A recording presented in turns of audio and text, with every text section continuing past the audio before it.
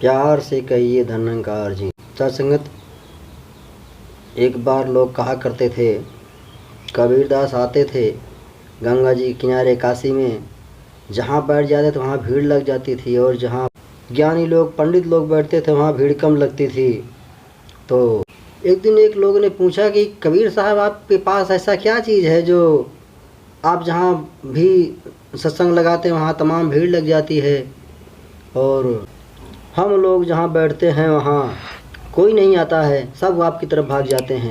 तो उन्होंने कहा, जो आप लोग बात करते हैं वह किताब से पढ़ी हुई बातें करते हैं, जो किताब में लिखा होता है वही बात करते हैं, हम जो आँख से देखते हैं उसकी बात करते हैं।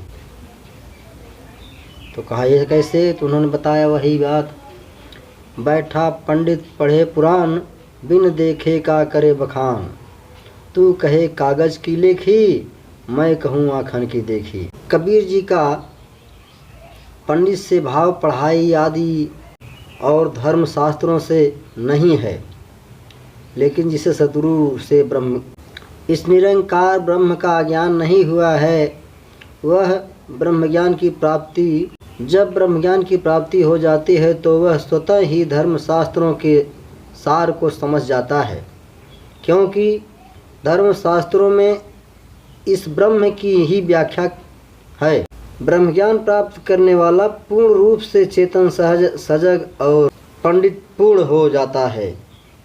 इसके लिए केवल शास्त्रों का ज्ञान ही जरूरी नहीं, बल्कि जरूरी है वह ब्रह्मज्ञानी भी हो इसलिए चाहे कोई पढ़ा लिखा है या अनपढ़ है, उसे सद्गुरु की शरण में आकर ब्रह्मज्ञान रूपी आँख अवश्य प्राप्त करनी चाहिए, तभी यह ब्रह्म नजर आएगा तथा मोक्ष की प्राप्ति होगी। इसी कारण मानव जीवन का सर्वश्रेष्ठ योनि माना जाता है। किसी अन्य योनि में ब्रह्मज्ञान प्राप्त नहीं हो सकता। महात्मा तुलसीदास जी रामचरित में मानस में कहते हैं, बड़े भाग मानुष तन पावा, सुर दुर्लभ सत्ग्रंथ ही गावा। मनुष्य का तन मिलना सौभाग्य की बात है, यह देवताओं को भी दुर्लभ है। महात्मा कहते हैं कि ऐसा सद ग्रंथों में लिखा है, अगर मनुष्य जन्म पाकर भी सद्गुरु की शरण नहीं मिली तो दुर्भाग्य ही है। श्री गुरु नानक देव जी की वाणी, भई प्राप्त मानुष देहुरिया, गोविंद मिलन की यह तेरी बेरिया।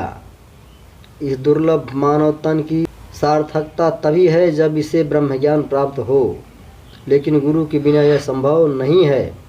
यही कारण है कि गुरु का दर्जा सबसे ऊंचा माना गया है।